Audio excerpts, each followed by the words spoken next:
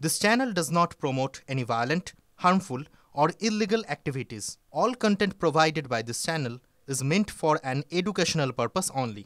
Online পেমেন্টের নিয়মে বড় বদল। এবার অনলাইনে পেমেন্ট করতে আরও সুবিধা হবে, পাঠাতে পারবেন আরও বেশি টাকা।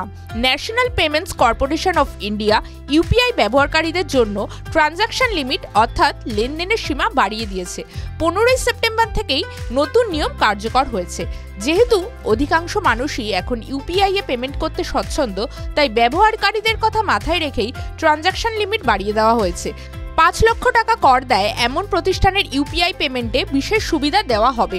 এবার থেকে এই শ্রেণী অন্তর্ভুক্ত গ্রাহকরা 24 ঘন্টায় 10 লক্ষ টাকা পর্যন্ত অনলাইনে পেমেন্ট করতে পারবেন।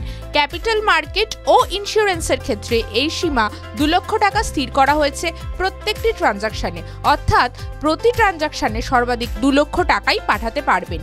যদি কেউ আইপিও কিনতে চান তবে সর্বাধিক 5 লক্ষ টাকা পাঠানো যাবে ইউপিআই এর মাধ্যমে। সরকারি ই কমার্স ক্যাটাগরিতেও লেনদেনের সীমা বাড়ানো হয়েছে। এবার থেকে কোনো ব্যক্তি প্রতি ট্রানজাকশনে সর্বাধিক 5 লক্ষ টাকা এবং দিনে সর্বাধিক 10 লক্ষ টাকা অনলাইনে পেমেন্ট করতে পারবেন।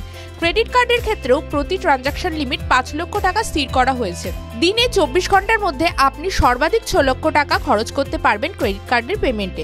তবে এনপিসিআই সাফ জানিয়েছে নতুন এই লেনদেনের নিয়ম কেবল ভেরিফাইড মার্চেন্ট অ্যাকাউন্টের ক্ষেত্রে কার্যকর হবে। সাধারণ মানুষ অনলাইনে লেনদেন করেন ইউপিআই এর মাধ্যমে, তার দৈনিক সীমা 1 লক্ষ টাকাই রয়েছে। টিভি9 বাংলা ডিজিটাল।